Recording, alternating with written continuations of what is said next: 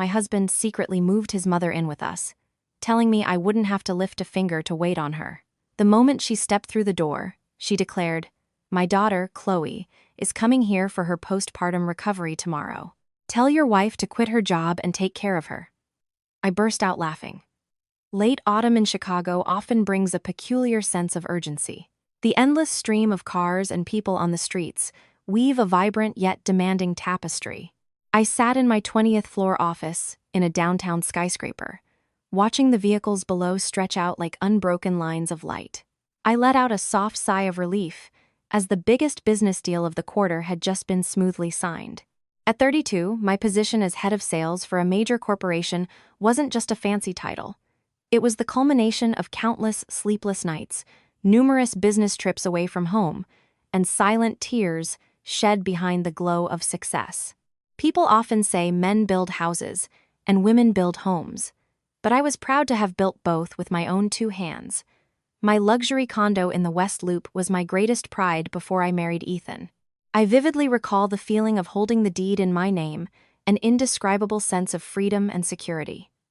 I knew that no matter how stormy life became, I would always have a place to retreat to that was entirely mine.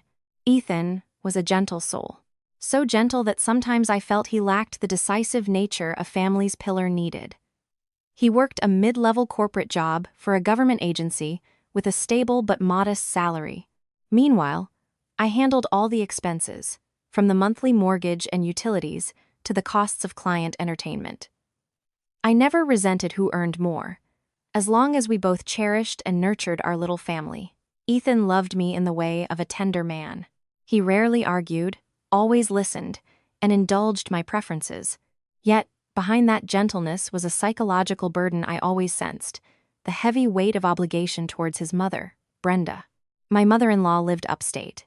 Every time she called, she'd recount old stories of how difficult it was raising Ethan, or she'd mention how neighbors' sons bought them new cars and paid for home renovations. I wasn't rigid about him sending money to his mother, but in reality, his salary barely covered his personal expenses and a modest contribution to our joint account. Most of the money sent to her came from my income. I still accepted it, wanting peace at home and for my husband to look good to his family. But sometimes, that patience inadvertently created an opening for future troubles. That afternoon, I left the office earlier than usual, intending to stop by an upscale grocery store to buy some fresh scallops and a good cut of steak to cook a celebratory dinner for the successful new project. I pictured the two of us sitting at the table, enjoying a candlelit dinner with a fine Cabernet and discussing our plans for a vacation. Those were rare, peaceful moments that helped me recharge after stressful workdays.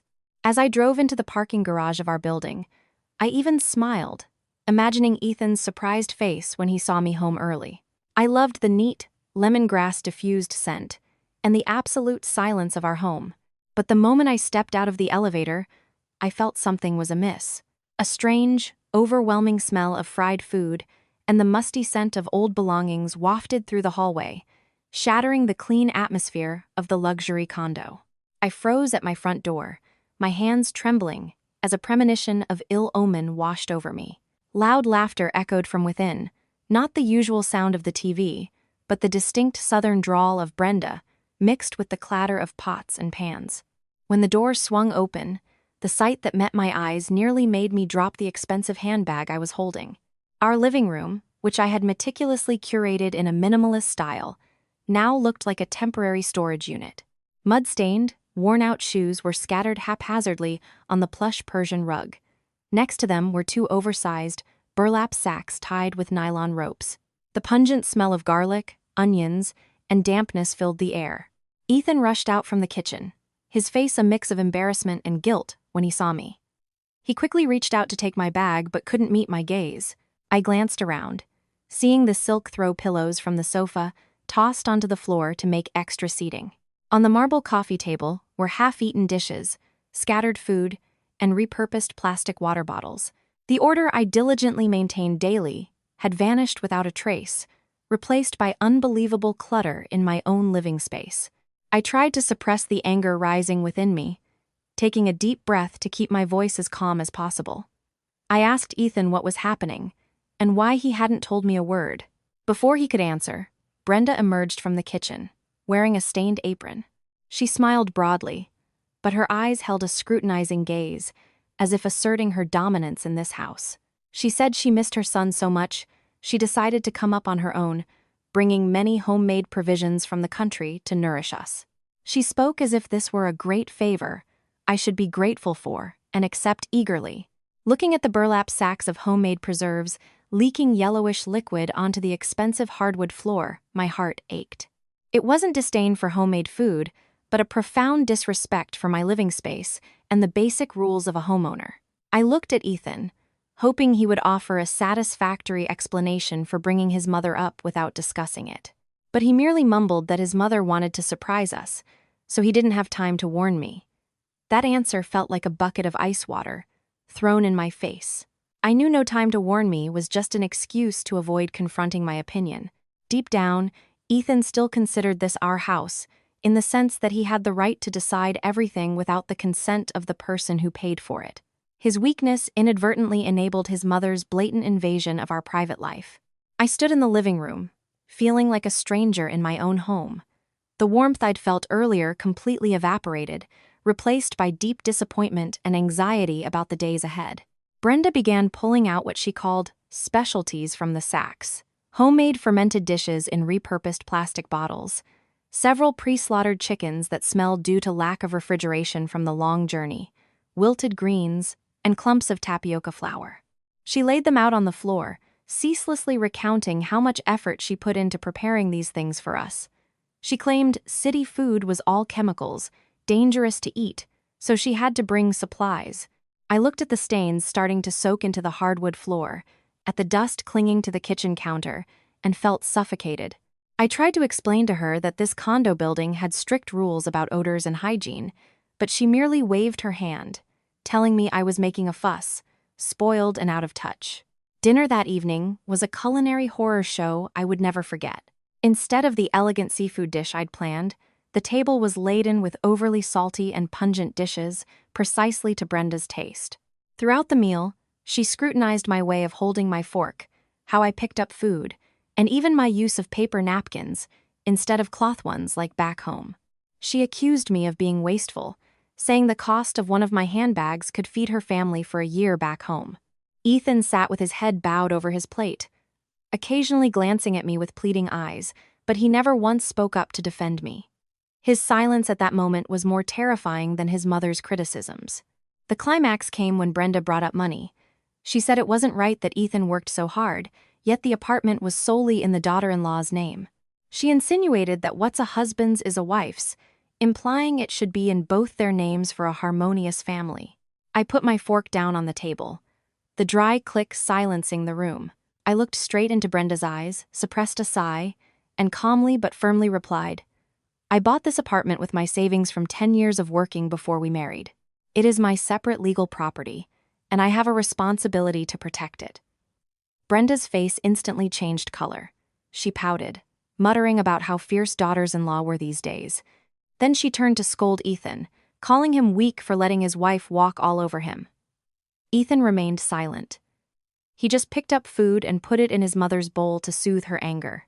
But his action only made me feel more isolated than ever in the home I had built.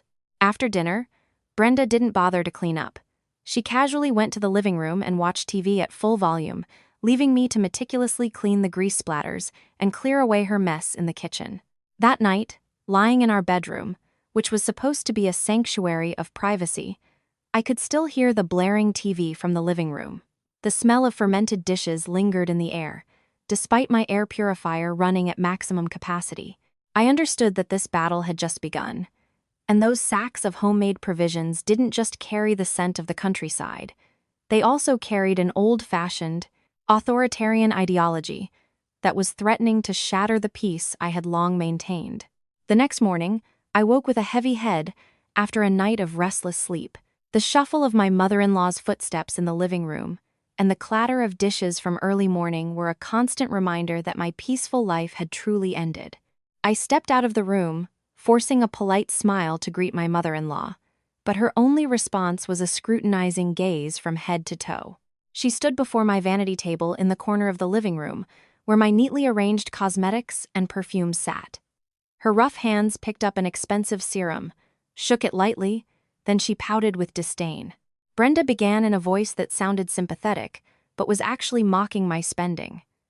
She said that back home, the money for one tiny bottle like this was enough to feed a whole family for a month without worry. She asked the price of each item, from my facial cleansing brush to my lipsticks. Each time I gave a number, she'd exclaim, "Oh, my heavens, good gracious," so loudly it echoed through the apartment, as if I had committed a grave sin. Ethan emerged from the bathroom, saw the scene, and quickly avoided my gaze. He offered a strained laugh and told his mother not to mind our young people's affairs, saying, "My job required me to be well presented." But Brenda didn't stop there. She pulled out my expense ledger, which I had carelessly left on the dining table, to scrutinize. She read every line: electricity, water, HOA fees, then clucked her tongue, calling me a spendthrift. She said that back home they used well water for free and only turned on the lights when needed, not leave the AC running all night. She concluded that because I was wasteful, Ethan had to work so hard without any savings. Hearing this, my chest tightened with an inexpressible surge of resentment. After all, every single one of those bills was paid from my account. Ethan's salary barely covered his personal relationships and the money he sent to her each month. I suppressed my anger, took a deep breath, and sat down opposite her. I explained that living in the city was different from the countryside, that these costs were necessary to maintain a stable and safe life. I also gently reminded her how hard I worked to achieve my current income, and that treating myself to nice things was a way to motivate myself to keep striving. Yet, in Brenda's eyes, all my reasoning was meaningless against her belief that a woman must be frugal. She believed I was using my income to dominate my husband, showing no respect for elders. That morning's breakfast passed in a thick, uncomfortable silence. The toast felt like dry sawdust in my throat, the criticisms still ringing in my ears. After a week of enduring this disruption to our lives, I decided it was time for a serious conversation with both Ethan and my mother-in-law to reestablish the house rules. I couldn't let my apartment continue to be a battleground of inconsiderate habits. That evening, when we all sat in the living room, I mentally prepared myself for a difficult confrontation. I began by expressing my respect for her, but also clearly stated that this was our private space. I laid out basic rules like maintaining general cleanliness, not moving furniture without permission, and especially no smoking or cooking excessively pungent dishes in a closed-off apartment. Brenda immediately sprang up as if an exposed nerve had been touched. She accused me of setting rules to imprison her, saying she was his mother, not a maid, who had to obey her daughter-in-law. She turned to Ethan, her eyes welling up, and choked out that she was old and being disrespected by her daughter-in-law. She recounted how she raised him on meager meals, only to now have to live at the mercy of her daughter-in-law's mood in the city. Ethan immediately panicked. He quickly grabbed his mother's hand, and then turned to me with an accusing gaze. He asked why I was being so difficult with an elderly person, saying that his mother was only visiting for a while, and I should be patient for the sake of peace at home. Ethan's weakness at that moment was like a match igniting the dry tinder in my heart. I stood up, looked directly at Ethan, and clearly stated that my patience had limits and respect had to be a two-way street. I reminded Brenda once again that I owned this apartment and I bore the entire monthly mortgage payment. Therefore, I had the right to demand that everyone living in the house adhere to minimum rules to protect my property and comfort. Brenda was stunned by my firmness. She hadn't expected the daughter-in-law, who had always been silent, to utter such resolute words. She began to wail louder, accusing Ethan of being a disrespectful son for letting his wife insult his mother. Ethan stood between the two women, his face a picture of helplessness and exhaustion. He shouted for us to stop, then stormed into our room, slamming the door, leaving me to face his mother's wrath and incessant insults. I didn't argue further. I quietly went to my home office, locking the door to find a moment of peace for myself. In the darkness, I felt a deep chasm forming in my marital relationship. I realized I was alone in this battle to protect my autonomy and the values I believed in, because the man I called my husband had chosen to side with wrong, to uphold an illusory notion of filial piety. That night, I worked until late, but the numbers on my computer screen seemed blurred through a film of bitter tears. I wondered if marrying Ethan was the biggest mistake of my life. Over the weekend, I planned to spend an entire day cleaning and refreshing the atmosphere after the stressful days. But an incident occurred that pushed my anger beyond control. As I entered the kitchen to prepare lunch, I saw Brenda busy cleaning the grease splatters on the stove after frying fish. But what she was holding to wipe wasn't a specialized kitchen towel. It was my high-end Hermes silk scarf. It was a gift I had bought for myself after signing a multi-million-dollar deal, a priceless keepsake I always treasured and carefully kept in a cedar box. Now, it was soiled with thick, black fish grease and a strong, fishy odor. I stood frozen in place, my heart pounding from shock. I rushed over and snatched the scarf from Brenda's hand, my own hands trembling. Seeing the grease stains deeply soaked into the fine silk fibers, the irreversible damage, I felt as if someone was squeezing my heart.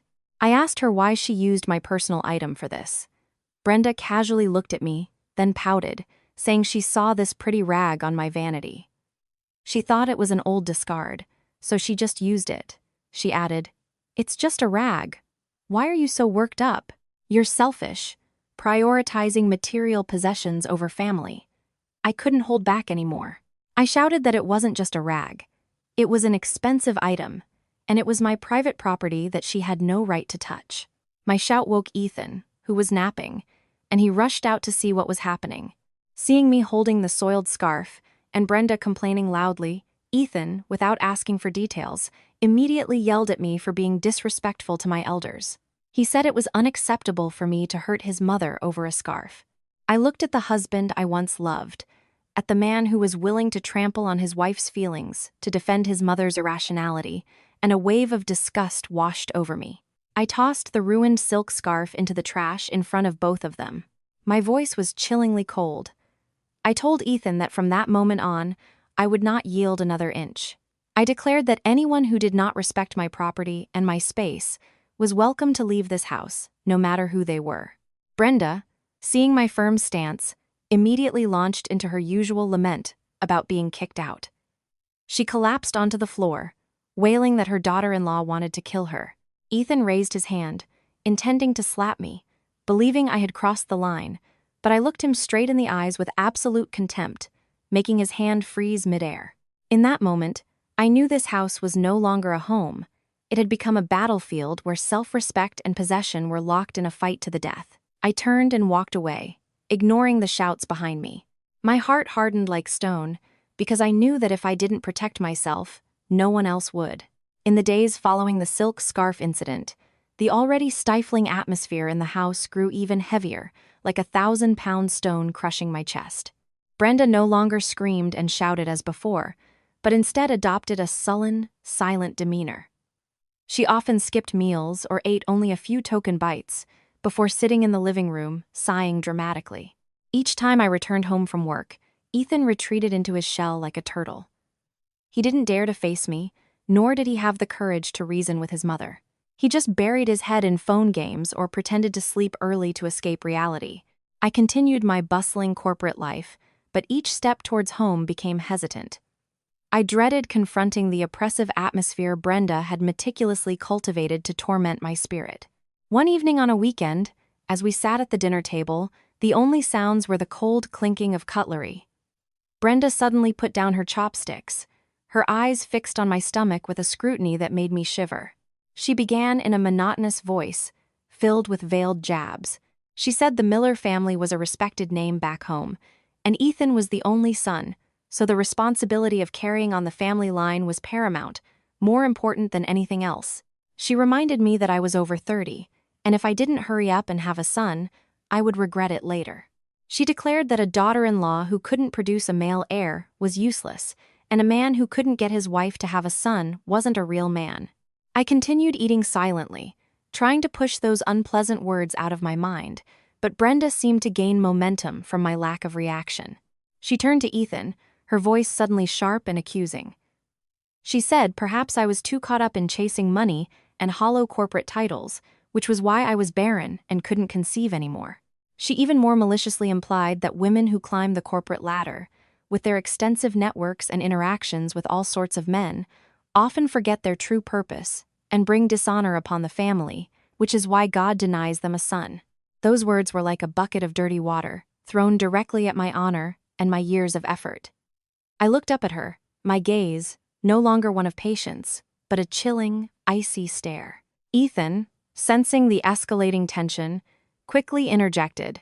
He told his mother not to talk like that, saying that having children was a gift from heaven and that we were still young and didn't need to rush. But Brenda immediately snapped, calling him weak for letting his wife walk all over him. Now he couldn't even make a decision about having children. She declared that if I didn't have good news, a pregnancy, this year, she would personally find another woman from back home, one who could bear a child and knew how to respect her elders, to ensure the family legacy continued. My anger flared violently. I put my rice bowl down, my voice low but every word clear. I told her that having children was a matter for Ethan and me alone, and no one had the right to interfere or coerce us, especially when I was the one bearing all the expenses for this family. The small home office in the corner of the apartment was where I felt most free and secure. It was where I stored important documents, where I stayed up late to complete projects that brought in billions in revenue for the company. I had personally chosen every bookshelf, the ergonomic chair, and even the lighting system to be as gentle on the eyes as possible for maximum concentration. This was an inviolable zone that even Ethan rarely entered without my permission. Yet, one afternoon when I returned early from a business trip, I couldn't believe my eyes when I saw the office door wide open and a scene of utter chaos within. My entire desk, with all its files and documents, had been cleared and haphazardly stacked in a corner. In its place was an old folding cot, surrounded by plastic bags of clothes and the pungent smell of baby diapers. Brenda sat casually in my ergonomic chair, using my high-end Mont Blanc pen to clean her ear. She was even muttering, "Why does this room have so many worthless papers?" I felt my blood boil. I stormed into the room, my voice hoarse with rage, asking Ethan why he let this happen. Ethan ran in from the living room, his face pale. He stammered that his sister-in-law, Chloe, was coming to the city to prepare for childbirth. His mother said this room was just sitting empty, so she decided to clear it out for Chloe to stay in for a few months. I looked at Ethan with utter contempt. I asked him if he knew how many confidential company documents were in that pile of worthless papers his mother had just dumped in the corner. Did he know the value of the contracts awaiting signature? Brenda, seeing my raised voice, stood up. She put her hands on her hips and called me selfish. "Your sister-in-law is pregnant and struggling, relying on you too, and you're calculating every square foot of the house." She said this room was only for worthless papers, while Chloe's belly was precious, the hope of the entire family, because the doctor said it was definitely a boy this time. She even brazenly stated that I, as the sister-in-law, had no compassion for my sister-in-law, no decency, by not offering her a decent place to rest. I didn't bother arguing with Brenda anymore. I turned to Ethan. I demanded that he immediately move all of Chloe's belongings out of my home office. Otherwise, I would call building security to resolve this according to the HOA rules. Ethan looked at me with pleading eyes. He begged me to consider his feelings, just this once. "Chloe is about to give birth," he said. "Where will she stay in this unfamiliar big city if we kick her out now?" His weakness reached its peak with those words. He was willing to sacrifice his wife's career and living space to please his mother and sister. I stood in the room that was once my pride, looking at my trampled efforts. I suddenly realized that my long-held patience was a slow poison gradually destroying this marriage. And this house was no longer a place where I could find peace. Before the issue of my invaded office could settle, another of Brenda's demands came, chilling me with its absurdity. She officially announced that Chloe and her husband, Kyle, would be permanently moving in until Chloe gave birth and completed her postpartum recovery. During dinner, Brenda casually announced this as if it were a given that I had to accept. She said Chloe was delicate and needed constant care, and she, being old, couldn't manage alone. She looked directly into my eyes, her voice sounding sweet, but harboring a dark ulterior motive. She told me I should take an unpaid leave of absence from work for about 6 months to stay home, cook, clean, and cater to Chloe throughout her postpartum period. I almost burst out laughing at the ridiculousness of this suggestion. I asked her if she knew what position I held and how crucial my income was to paying the mortgage on this apartment. Brenda pouted, saying, "Money, money, what's all this about money? A woman's greatest calling is to care for her family, especially when her sister-in-law needs help." She added that if I quit my job, Ethan would work extra hard to make up for some of my income. "If you manage well, you'll have enough. If you're resourceful, you'll be comfortable. It's okay if we're a little short, as long as siblings are harmonious and mother and children are happy." Ethan then chimed in, suggesting I consider it, because his company had a new project and he would hustle to compensate for some of my lost income. I watched the two of them coordinate seamlessly, feeling an infinite sorrow for myself. They treated my career like a game, my decades of hard work like something that could be discarded at any time to serve their selfishness. I asked Ethan, "How do you plan to cover the $5,000 monthly mortgage and HOA fees, plus nearly $700 for utilities and living expenses for 5 adults, when your salary is only $4,000 a month?" Ethan fell silent. He evaded my question by serving food to Brenda. Brenda then began her moralizing. She called me someone who only cared about money, without human compassion, saying that Chloe was flesh and blood, yet I was calculating every penny. I stood up, the chair scraping loudly on the floor. I made one clear declaration. I would not quit my job, nor would I care for anyone who was not my direct responsibility. I told Brenda that if Chloe wanted to stay here, she would have to hire her own caregiver, or Brenda would have to care for her herself. I will still go to work, and this house must operate according to its established rules. Brenda immediately collapsed onto the sofa, weeping dramatically. She accused me of cornering her, of trying to kill the baby in Chloe's womb. She threatened to call all our relatives and neighbors back home to tell them about the cruelty of her city daughter-in-law. I watched the chaotic scene, my heart turning cold. I understood that from this moment on, I not only had to battle my mother-in-law's old-fashioned prejudice, but also confront a blatant scheme to appropriate my property and exploit my labor, right here in my own home. After the fiery argument about Brenda forcing me to quit my job, the atmosphere in the house was no longer just simmering tension, but had shifted to direct confrontation. I continued to go to work regularly, maintaining the determined demeanor of a head of sales, but deep down, a growing doubt gnawed at me about the man I called my husband. To prove to Ethan that my job wasn't just a hobby, but crucial for our family's survival, I decided to sit down and review all our finances and joint accounts, which I had partly entrusted to him out of excessive trust. I had always believed that even with a lower salary, Ethan would be conscientious about nurturing our home. But the truth revealed on my computer screen stunned me. I couldn't believe my eyes. For the past 3 years, Ethan's monthly salary of $4,000 had never been fully contributed to our joint household expenses, as he had promised. Through bank statements, I discovered he only transferred exactly $1,000 each month into the joint account. The rest mysteriously vanished through numerous small transfers and cash withdrawals. When I questioned him, Ethan began to prevaricate with ridiculous excuses. Sometimes he claimed he had to entertain clients for promotions. Other times his car needed repairs. But most often, it was sudden transfers of money back home to his mother and sister. The bitter irony was crystal clear.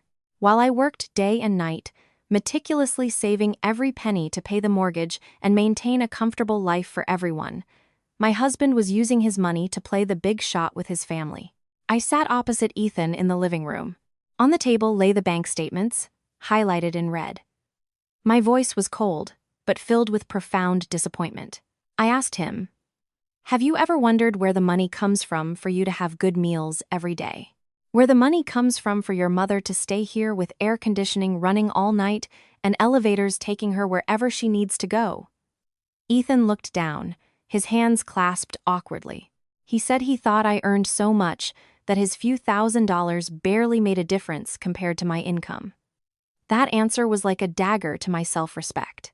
It turned out that my efforts, in my husband's eyes, had become an excuse for his laziness and irresponsibility towards his own future. Brenda emerged from her room, saw her son being interrogated about money by his wife, and immediately intervened. She called me a materialistic woman, always fixated on her husband's wallet. She claimed that while her son's salary might be small, it was honest money, earned through hard work. Who knows if your money is so clean that you get to lecture him, she sneered.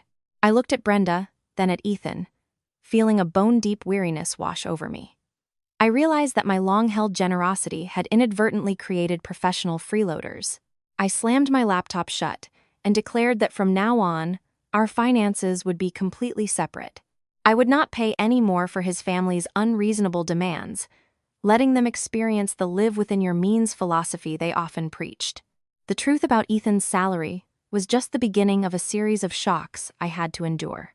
When I went to withdraw my $50,000 emergency savings from a contingency account to make the final payment for my life insurance, I was horrified to discover the balance was only a few $100s.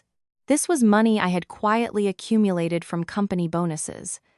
I had put Ethan's name on the account as a way for him to feel respected and have a say in managing our assets. I never imagined that this trust would be so cruelly betrayed.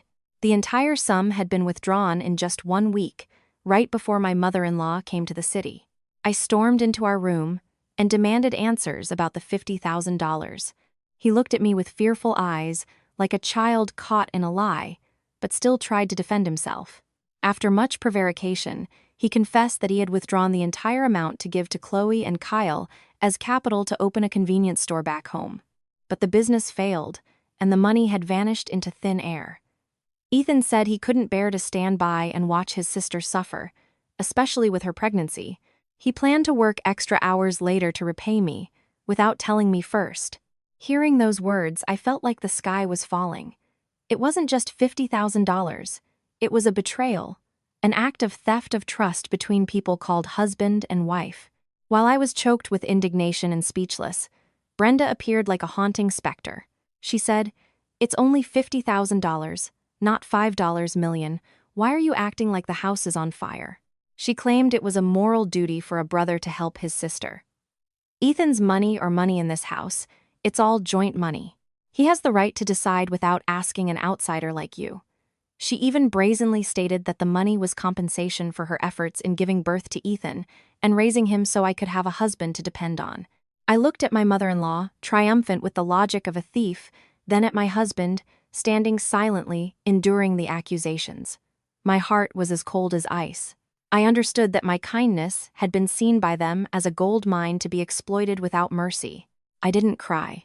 My tears seemed to have retreated inward, making way for an unprecedented resolve. I demanded that Ethan repay the $50,000 within 1 month. Otherwise, I would take legal action for breach of trust and misappropriation of assets. Ethan stared at me, stunned. He couldn't believe I could be so heartless. Brenda started screaming, calling me a wicked daughter-in-law who wanted to throw her husband in jail. I didn't care anymore. I walked into the bedroom and locked the door. In the darkness, I began to plan how to protect what was left of me. I realized that in this house, I had no allies. I only had myself and legal evidence to fight the bottomless greed of those who claimed to be family. The money issue had not yet been resolved when, one weekend morning, as I was still tiredly lying in my room, the incessant doorbell and the noise from the hallway signaled an impending new storm. The door opened, and Chloe and Kyle, along with a heap of luggage, tattered cardboard boxes, laundry bags, and cheap personal belongings, flooded into my living room like an invading army. Chloe, with her swollen belly, looked tired, but her eyes couldn't hide their greed as she looked around the luxurious apartment. Kyle, her husband, casually tossed his duffel bag onto my expensive leather sofa and sprawled out as if it were his own home. Brenda excitedly rushed out to greet her daughter and son-in-law. She immediately began directing Ethan to carry their belongings into my home office, the room I had explicitly demanded be left empty. They completely ignored my presence, treating me like a ghost in the very home I was tirelessly paying the mortgage for each month. In less than an hour, my elegant living room had turned into a bustling flea market. The smell of sweat, snack foods, and Kyle's boisterous laughter echoed everywhere. I stood at the bedroom door, watching the chaotic scene, and a wave of disgust rose in my throat. This was no longer a home. It was a refugee camp of thoughtlessness and greed.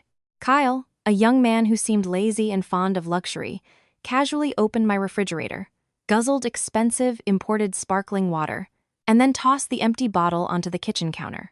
Chloe began to whine to her mother that she was hungry, demanding this and that dish to nourish her precious grandson. Brenda immediately turned to me with a commanding look, telling me to go to the market and cook for her daughter.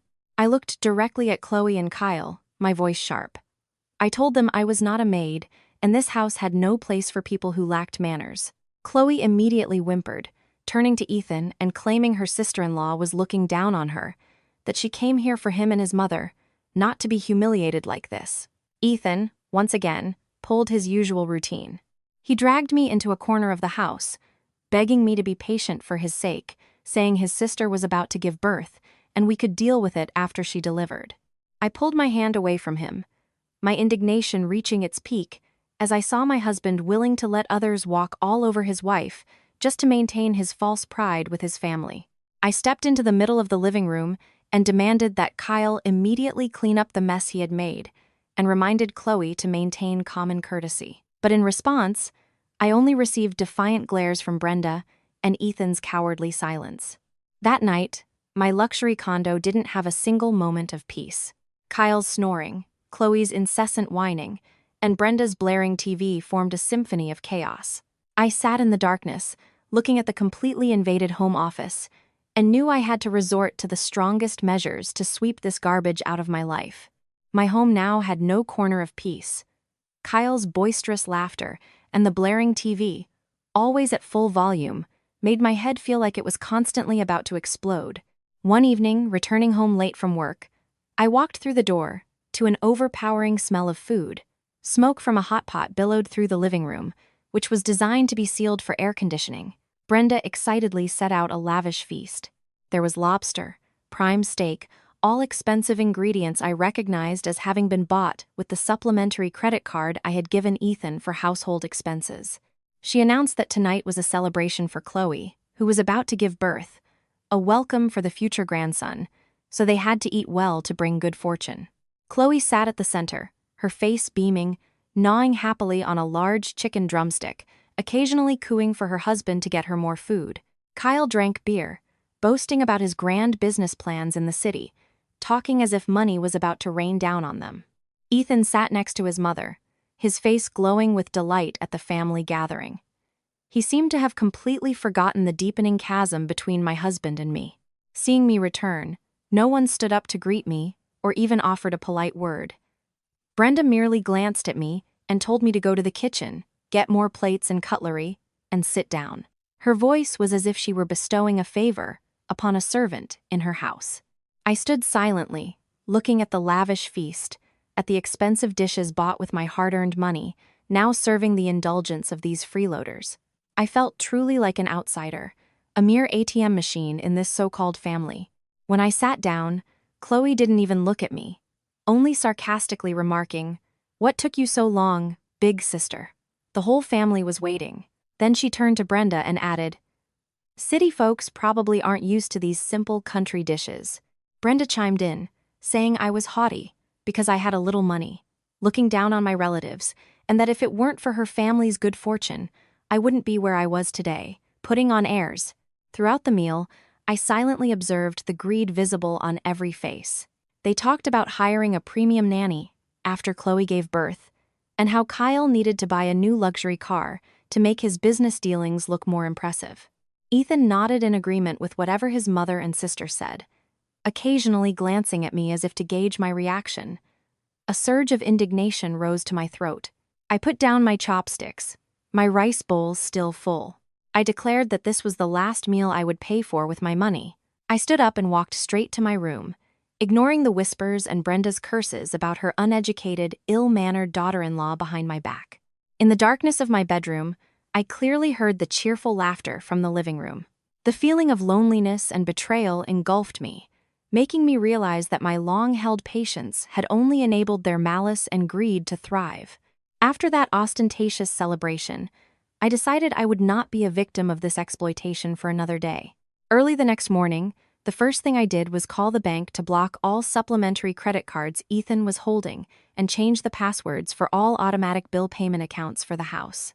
I also quietly reorganized the refrigerator, taking out the high-end groceries I had bought with my money and putting them into a small, locked cabinet in my reclaimed office space. I no longer bought breakfast for everyone, nor did I leave grocery money on the kitchen counter as was my daily habit.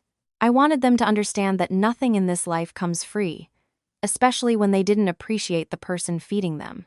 My in-laws' reaction came faster than I expected. Just 2 days later, when their credit cards were declined at the supermarket and utility services started to be cut, Brenda flew into a rage like a wounded animal. She burst into my room as I was getting ready for work. She screamed, demanding to know why I dared to cut off funds, why I let Chloe, who was pregnant, eat meager meals. I looked at her with cold eyes, calmly replying, "My money is earned by me. I have the right to decide who I spend it on and for what. Ethan is your son, and he has a responsibility to take care of his mother and sister with his own salary." Brenda froze, then began her familiar lament. She collapsed onto the floor, crying and calling me a heartless daughter-in-law who wanted to starve her mother-in-law and sister-in-law. Ethan rushed home from work, frantic, after receiving his mother's distress call. He looked at me with a mixture of anger and pleading. He said what I was doing was going too far, humiliating him in front of his family, leaving him no face to show his relatives back home. I looked at the man trembling with false pride. I asked him, "Where is your $4,000 salary? Why aren't you using it to take care of your mother? Why aren't you using it to support your pregnant sister?" Ethan was speechless. He just wrung his hands, begging me to show some leniency for the sake of our marriage. But this time, my heart was stone. I told him that if he couldn't support his family, then he should take them back home. I would not subsidize freeloaders who were also ungrateful. The atmosphere in the house became extremely tense. Chloe and Kyle had to start buying their own groceries with the meager money they had left. Daily meals quickly changed from lobster and prime steak to ramen and canned vegetables. Chloe incessantly whined, claiming I was tormenting her and her unborn child. She threatened to sue me for elder abuse and endangering a pregnant woman. Kyle, instead of looking for work, became increasingly sullen. His eyes held a hostile, dangerous glare every time I stepped out of my room. My coldness made them reveal their true colors. There were no more sweet, false words, only dark conspiracies brewing in whispered conversations between Brenda, Chloe, and Kyle. Every time I left the house, I knew I was walking a thorny path, but I had no regrets, for it was better to endure one painful surgery, to remove a tumor, than to let it consume my life forever. When my financial cutbacks began to take effect, pushing my in-laws into desperation, they didn't choose self-reliance but instead resorted to blatant criminal behavior. One evening, as I returned home, Brenda and Chloe suddenly changed their attitude. They were no longer sullen and cursing, but eagerly invited me to sit down for a family discussion. Brenda pulled out a typed document. Below it, there was space for signatures and a few scrawled handwritten lines. She said it was a deed of gift she wanted me to sign to provide capital for Kyle to start a construction company in the city. She said if I signed this document, we could mortgage the house for a few $1,000,000 for him to do business, and the whole family would become rich. She promised that Kyle would repay me double once he made money. I picked up the document, and my blood ran cold. I saw that the commitment stated I agreed to turn this private property into joint marital property and gift Chloe a partial ownership right. More disturbingly, below, there was already a sophisticated forgery of my signature. It was clearly the result of Chloe's diligent practice, based on payment receipts I had left in my home office. I looked at Ethan, who sat silently, his eyes fixed on the floor, not daring to look up. I understood that he knew about this but had chosen to enable his mother and sister in their wrongdoing. Their audacity far exceeded my imagination. They didn't just want to freeload. They wanted to outright steal the fruits of my life's labor through deceit. I placed the document on the table, my voice trembling with disgust, not fear. I asked Brenda if she knew that forging a signature and coercing someone to sign property documents was a criminal offense. Brenda pouted and told me not to threaten her. She claimed that as his mother-in-law, she had the right to decide on her children's assets. Ethan lives in this house, so it's his house too. You can't be selfish and keep it all to yourself. Chloe then chimed in. She said she had done her research, and that when a couple marries, their assets are shared. If you don't sign, she threatened, I'll find a way to take you to court to demand justice for my brother. Looking at their hostile faces, at the extreme greed that clouded their reason, I suddenly found my marriage laughable. I tore the fake document into shreds right in front of them.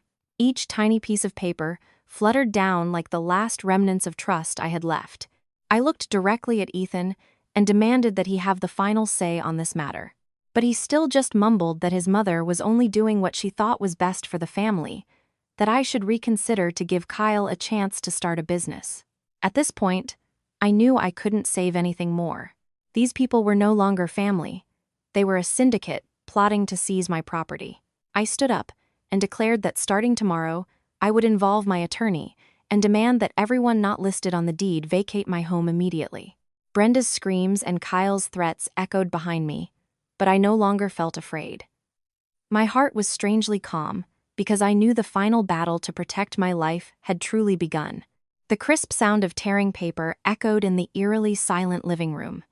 Each tiny fragment of the forged commitment fluttered down onto the hardwood floor, like the wilting petals of a marriage heading towards a dead end.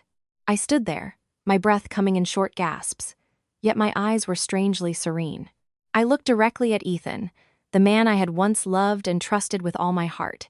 He still sat there, his hands clasped so tightly they were white, his head bowed low as if to avoid the harsh truths laid bare before him. His silence at that moment wasn't the patience of a gentleman, but the utter cowardice of a weakling who dared not defend what was right, who dared not stand by the wife who had shouldered the entire burden of his family for him. Brenda began to wail. She pointed a finger at my face and cursed me with the harshest insults.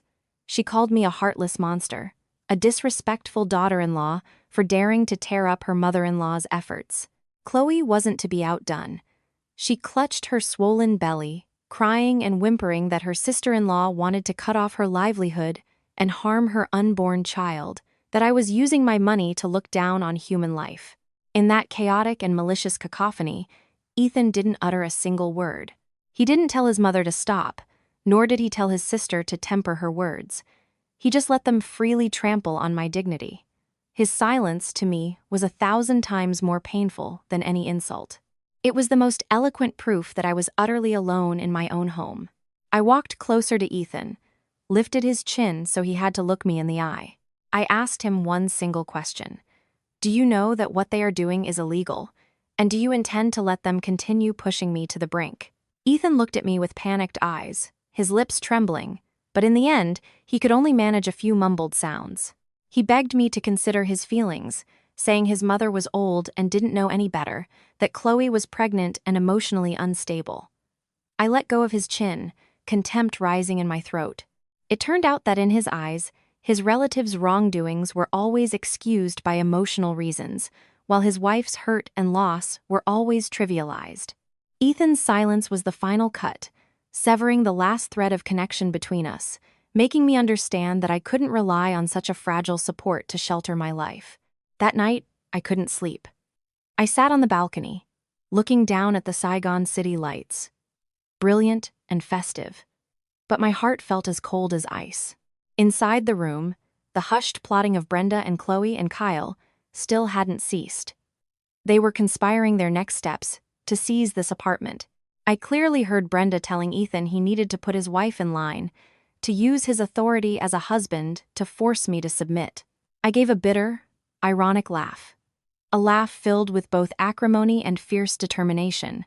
They were mistaken if they thought I was a fragile willow branch, easily bent. I picked up my phone, drafted messages to my personal attorney, and checked the entire system of hidden cameras I had secretly installed since Brenda moved in.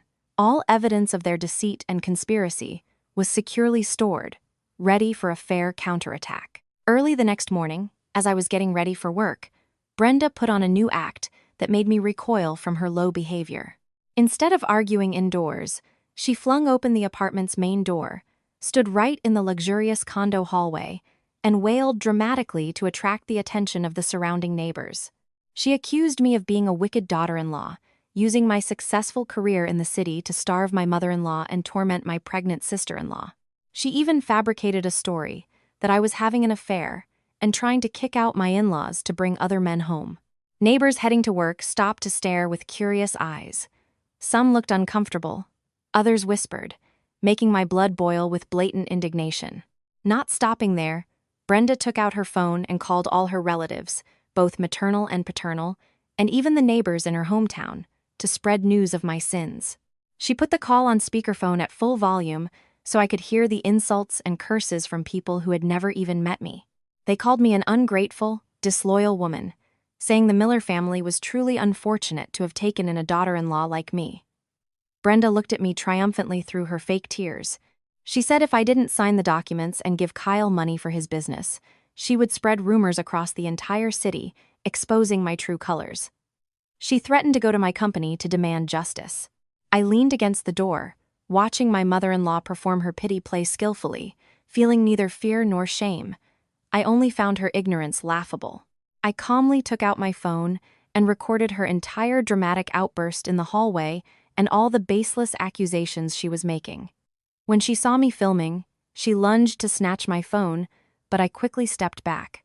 My voice was sharp and cold. I told her that every word she uttered at that moment was evidence of slander and public defamation under the law. I also made it clear to her that the neighbors here were all educated people. They wouldn't believe her unfounded claims. They would only see the lack of civility from someone illegally occupying someone else's home. Ethan rushed out and pulled his mother inside, his face flushed with embarrassment towards the neighbors, but he still turned to blame me for making a scene, for filming his mother like that. I looked at him with an icy stare and told him that if he didn't know how to make his mother behave appropriately, I would let the law teach her. Brenda's threat of humiliating me at my workplace not only didn't make me back down, but strengthened my resolve to sweep this garbage out of my life. I knew that when a woman has lost all respect for her in-laws, their petty gossip is nothing more than wind in her ears. What I needed to protect now was not a false reputation with strangers, but the assets and self-respect I had painstakingly built. After Brenda's public shaming in the hallway, I decided not to go to work that morning and called in sick to definitively resolve this conflict. I invited attorney David Chen, a longtime friend with extensive experience in civil and criminal disputes, to my home to meet directly in front of everyone. When they saw me ushering a man in a smart suit, carrying a briefcase, into the house, my in-laws were initially bewildered. But then Brenda resumed her imperious tone, accusing me of bringing a man home to intimidate my mother-in-law. Attorney Chen didn't flinch. He calmly placed his folder on the table and pulled out a copy of the forged deed of gift, which I had photographed before tearing it up along with a stack of other legal documents. Attorney Chen began in a calm but authoritative voice. He explained to Brenda, Chloe, and Kyle the charges they were facing, including forgery, fraud, attempted grand theft, and defamation. He also presented evidence from hidden cameras in my home office, recording Chloe meticulously practicing my signature and Brenda and Kyle discussing their plan to force me to mortgage the house. The triumphant faces suddenly turned ashen. Chloe trembled, clinging tightly to Kyle's arm. Kyle, who had been so aggressive, was now silent, not daring to utter a sound. They hadn't expected me to act so quickly and professionally. They thought family matters could simply be resolved by closing the door, with tears and aggression.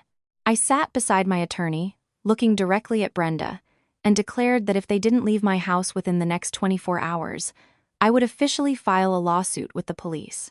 I was no longer the submissive daughter-in-law. I was a citizen with legal knowledge and sufficient financial resources to pursue this case to the very end. Brenda began to panic. She turned to Ethan as if begging for help. But Ethan, too, was now shaking uncontrollably, having never imagined his wife would be so resolute as to involve an attorney. Attorney Chen further added that Brenda's undocumented occupancy and disturbing the peace that morning had also been recorded and would be an aggravating factor if the case went to court. Their long-held, unreasonable greed suddenly vanished before the power of the law. Chloe began to cry for real. She begged me for forgiveness, citing her pregnancy. She claimed she only acted on her mother's instigation. Kyle also mumbled apologies, promising to take his wife back home immediately and never again dream of doing business in the city. I looked at these people kneeling before me, feeling no pity. I knew that if I didn't act decisively today, tomorrow I would be the one losing everything. This legal battle wasn't just about keeping my house, it was about asserting ownership of my life and making those greedy people understand that my kindness was not a commodity for them to bargain with or steal at will. After Attorney Chen left, the luxury condo fell into an eerie silence. That atmosphere didn't bring peace. It was like the calm before the fiercest storm. I leaned against the window frame, looking down at the stream of cars and people, like tiny ants diligently going about their lives. My heart suddenly felt light, yet also filled with lingering sorrow. I turned back into the house, seeing Ethan sitting motionless on the sofa, his head buried between his knees like a convicted criminal who had just heard his sentence. Brenda, Chloe, and Kyle were whispering in the corner of the office, their faces pale. I walked to the coffee table and slowly placed a set of divorce papers on it, already bearing my signature. The pristine white paper carried the heavy weight of a shattered marriage. I looked at Ethan, my voice even, but each word carried an unshakable resolve. I told him this was the final limit I could endure. I offered him 2 choices. 1, he must arrange for his mother, Chloe, and Kyle to leave immediately, and he must promise that from now on, no one would interfere in our private lives. 2, he could sign these divorce papers and leave peacefully with his family. Ethan looked up, his eyes wide with utter panic. He stammered, asking how I could be so cruel, that we had been married for so many years, yet I was using these papers to threaten him. I gave a bitter laugh, telling him that his own weakness was what was threatening and destroying this family. His blind protection of his relatives' wrongdoings had pushed me to the brink. Brenda rushed out from the room when she heard the words, divorce papers. She no longer had the fear she had shown earlier when facing the attorney, but reverted to her aggressive nature. She screamed that I was ungrateful. She told Ethan not to sign. She claimed I was trying to intimidate him to seize the entire house for myself, that if we divorced, I would have to split half the assets with her son for all the service he had rendered me over the years. Hearing those words, I no longer felt angry. I only felt contempt for the greed that had clouded the humanity of the woman standing before me. Ethan looked at his mother, then at me. He just sat there motionless like a stone statue for a full 10 minutes. His silence at that moment was the clearest answer for me. I knew he was struggling between filial duty and marital love, but his hesitation was the final cut, severing the last fragile hope within me. I stood up and announced that I would be staying at a hotel for 2 days to give him time to think and make. If after 2 days, when I returned, everything was still the same, I would let the court and authorities proceed according to legal regulations. I picked up my small, pre-packed bag, walked past their hostile faces, and didn't look back once. My heart ached as if salt had been rubbed in the wound, but my rationality urged me to be strong and protect myself. 2 days at the hotel felt like an eternity. I didn't answer any calls from Ethan, even though my phone constantly showed his pleading and remorseful messages. I wanted him to face reality on his own, to make a decision without my presence to lean on or to blame. When the 2-day period ended, I returned home as dusk was falling, secretly hoping to find the house restored to its usual order. But the moment I stepped through the door, a strong smell of cigarette smoke and a harsh argument extinguished my last flicker of hope. Brenda was still there, and she seemed to be frantically rummaging through my bedroom belongings. Seeing me return, Brenda wasn't afraid. Instead, she rushed to block my way. She held a stack of my bills and personal documents she had just found. She claimed she had done her research, and that the money I earned was marital property, so she had the right to take a portion of it to provide for her unborn grandson. Ethan rushed out from the kitchen, his face haggard. He tried to stop his mother, but Brenda had completely lost control. She pushed him aside, then turned and slapped me hard, sending me sprawling onto the sofa. The stinging slap didn't make me cry. It only sent a chill down my spine at the brutality of a person I had tried to respect as my own mother. Brenda continued to advance, ceaselessly cursing me as a wicked woman who wanted to deprive her husband's family of their livelihood. Ethan stood frozen. He looked at the red welt on my cheek, then at his mother's hand still raised in the air. Something in him seemed to snap.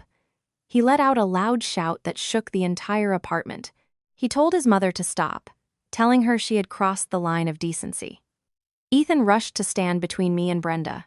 His voice trembled but held a rage I had never seen in him all these years. He told Brenda that she had turned him into a coward, turned him into a disrespectful son for letting his mother do evil, and turned him into the worst husband in the world. He turned to look at Chloe and Kyle, who were hovering at the door. He demanded that they immediately pack their belongings and leave the house before he completely lost control. Brenda was stunned by her son's reaction. She collapsed onto the floor, pulling her old trick of weeping and accusing Ethan of abandoning his mother for his wife. But this time, Ethan didn't rush to comfort her as usual. He quietly went into the home office, tossing all of Chloe and Kyle's belongings into the living room. He said he would hire a taxi to take them all back upstate tonight, and he would send his mother a monthly allowance as his responsibility. But he would not let her stay here another minute to destroy his happiness. Brenda's slap inadvertently became the strongest medicine, awakening the man in Ethan, making him realize that his weakness had indirectly caused so much suffering to the woman he loved. That night, my apartment underwent a cleansing, filled with tears and indignation, but it was a necessary cleansing to restore purity to this home. Ethan personally packed the burlap sacks of homemade provisions, still carrying their musty smell. He tidied up every messy plastic bag belonging to Chloe and Kyle without a single complaint. Chloe cried, calling her brother heartless, asking how he could send his heavily pregnant sister away in the middle of the night. But Ethan coldly replied that they had driven themselves out by trying to seize his wife's home. Kyle still intended to challenge him, but seeing Ethan's furious eyes and firm resolve, he grudgingly picked up their belongings and headed for the door, muttering resentful words. I stood silently in a corner, watching my husband exert himself to correct the mistakes he had tolerated for so long. As the taxi carrying Brenda, Chloe, and Kyle drove away, the house suddenly felt strangely spacious. The silence now truly carried the meaning of peace. Ethan returned inside. He sank to the hardwood floor, right where Brenda had been sitting, his shoulders shaking with choked sobs. He didn't immediately ask for my forgiveness. He simply said he felt deeply ashamed, felt he didn't deserve to be in this house with me. He said he would move out for a while to reflect on himself, to learn how to be a man of integrity, before returning to ask for a second chance. I looked at Ethan, the anger in my heart lessened, replaced by a sorrow for the man who had paid such a heavy price to realize the truth. I didn't stop him from leaving, because I knew we both needed our own space to heal such deep emotional wounds. I told him I would keep the divorce papers, not as a threat, but as a reminder to both of us about the boundary of respect. If he could truly change and prove his integrity, I would consider tearing them up. Ethan looked at me, his eyes no longer panicked or cowardly, but filled with sincerity. He promised to start over, beginning by taking on extra work to repay me the $50,000 he had secretly taken. As the door closed behind Ethan, I stood in the silent living room. The gentle scent of lemongrass diffuser began to spread, dispelling the pungent smell of fermented dishes from the countryside. I started cleaning the house, wiping away the stains on the hardwood floor, and reorganizing the books in my home office. Every action of mine felt like a purification of my soul. I knew the road ahead would still be difficult. Our marriage still bore scars that were hard to heal, but at least I had preserved my home with strength and reason. That night, for the first time in months, I had a deep and peaceful sleep, free from screams, free from anxieties about plots of appropriation. There was only me and the precious freedom in the space I had created. The taxi carrying Brenda, Chloe, and Kyle gradually disappeared around the bend of the condo's private road, leaving an utterly desolate silence in the heart of the brightly lit city. I stood on the towering balcony, the night wind blowing fiercely against my face, carrying the cool scent of evening dew, as if to wash away all the chaotic smells and harsh sounds that had besieged this home for so long. This was not merely a farewell but a necessary excision of toxic relationships, a final act of salvation for my own self-respect and for Ethan's future family. I knew that upon returning upstate, Brenda would undoubtedly fabricate stories about a city daughter-in-law who used her money to disdain her in-laws. But at this point, I no longer cared about such things, for the truth always has its own voice, and my conscience was completely clear. The next morning, I embarked on the most extensive deep cleaning since I bought this apartment. I hired a professional cleaning crew to sanitize and clean every invaded nook and cranny. Chloe's carelessly strewn bedsheets, Kyle's foot stains on the sofa, and even the burlap sacks of homemade provisions that had started to smell musty in the kitchen corner were all mercilessly removed. As I watched those items being taken out the door, I felt as if I was reclaiming every breath, every square foot of freedom I had painstakingly built. I personally rearranged my home office, putting the books and files back in their proper places on the shelves. The morning sunlight streamed through the glass windows, shining on the gleaming marble desk like a welcome to its rightful owner's return. As for Chloe's family, this parting was the strongest slap, forcing them to wake up from their parasitic and greedy lifestyle. Without my financial support, they were forced to confront the harsh reality back home. Ethan recounted through brief text messages that upon arriving upstate, Kyle still clung to his old habits, intending to use their meager remaining money to gather with friends, but Ethan had strictly intervened. Ethan also had a frank conversation with Chloe's father, asking him to take responsibility for reining in his son-in-law and helping his daughter prepare for childbirth through their own labor. Ethan's decisiveness left Chloe no room to whine. She had to learn to cook for her mother-in-law, learn to tighten her belt as she awaited the baby's arrival, a belated but immensely valuable lesson in self-reliance, teaching her that in this world, no free lunch lasts forever. I sat in the living room, sipping a fragrant herbal tea, and savored the absolute silence, the silence I had yearned for all this time. I realized that helping relatives was a good thing, but help without boundaries and principles would only breed parasites that destroy the very person who helped them. This parting, though painful, and accompanied by many harsh criticisms, was the bitterest medicine that helped Brenda understand that her son was not a slave to his extended family, and I was not a money-printing machine for them to exploit at will. I smiled, a calm smile of a woman who had successfully defended her territory against fierce storms, ready to embrace a new chapter of life with hard-won lessons about human nature and responsibility. Ethan moved into a small apartment in a less desirable downtown neighborhood. It was a decision that both surprised and saddened me a little. But I understood it was what he needed to do, to truly grow up. He was no longer the handsome man whose wife took care of everything from his meals to his sleep. Now, he had to face the rawest difficulties of daily life on his own. Every day, after his office hours, Ethan started taking on additional consulting and translation work from home to increase his income. He cut down on all unnecessary expenses and pointless gatherings with friends.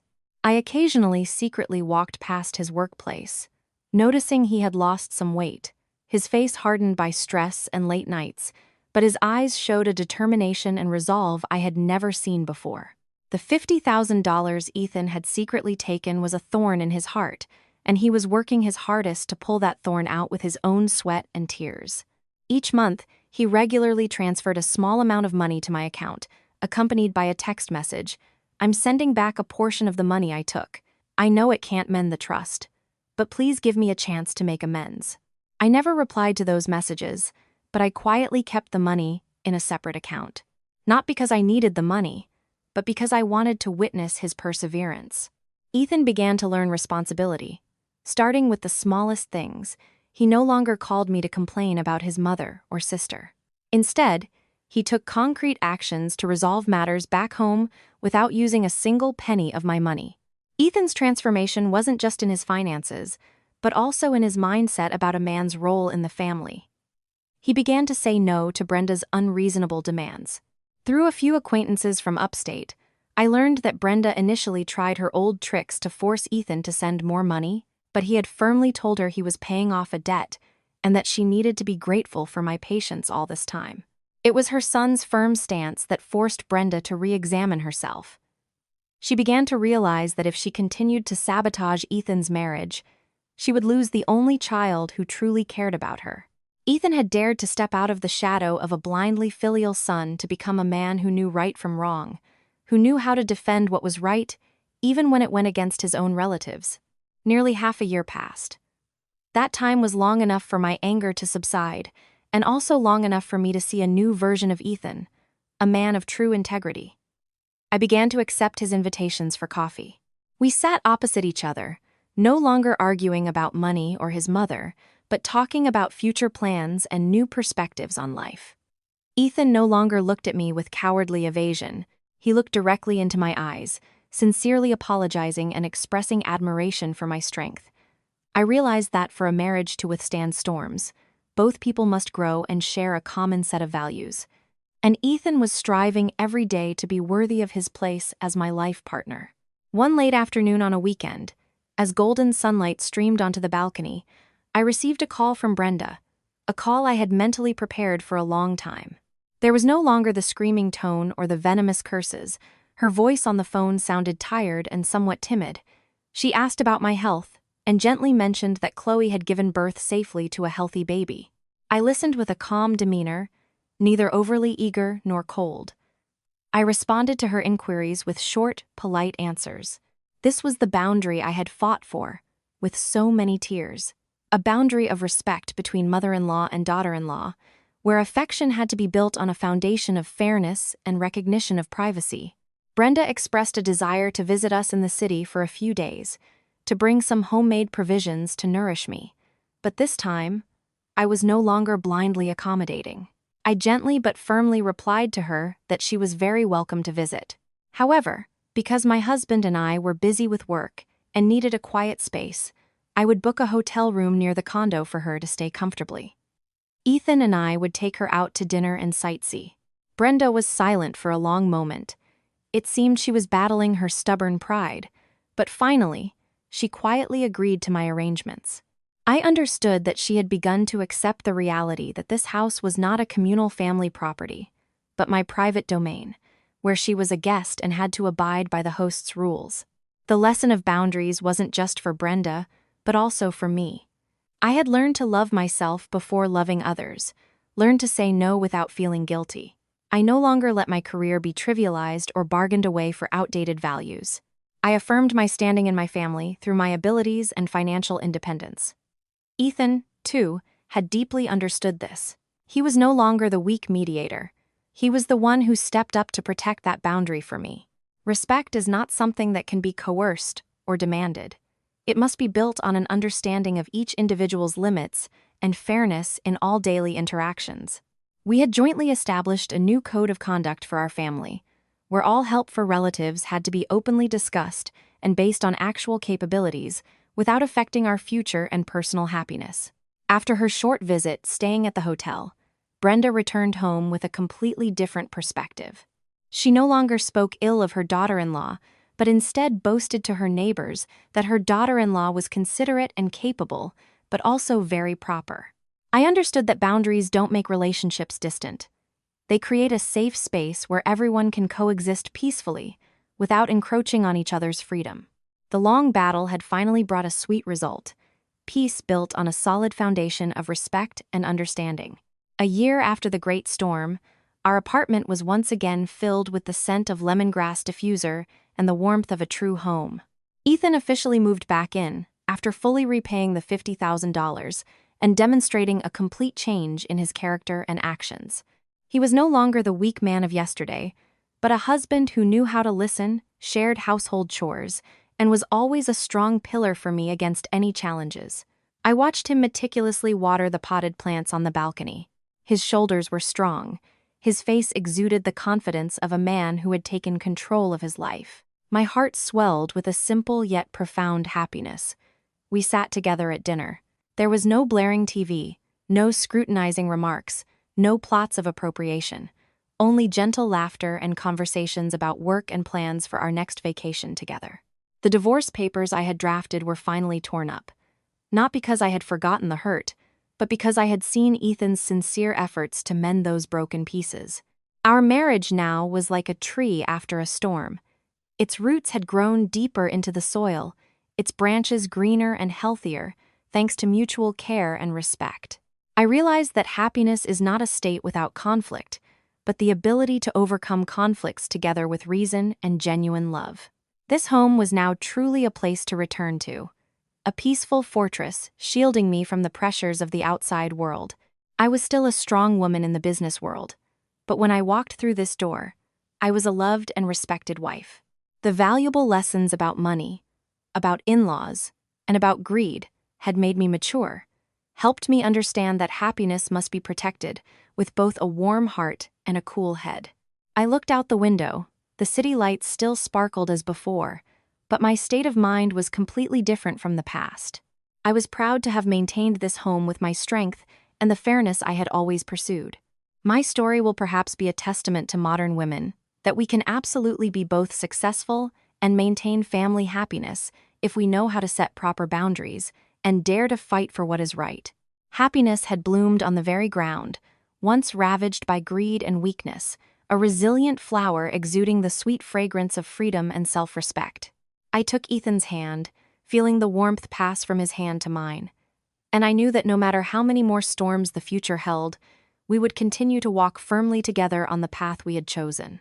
All the challenges had passed, returning to us a peaceful home where respect was the root and love was the sweet fruit, forever green through the years. Thank you for your kind attention. We hope you will like and subscribe to our channel to support us in producing more great videos. We wish you all good health, happiness, and peace. Goodbye and see you in our next videos.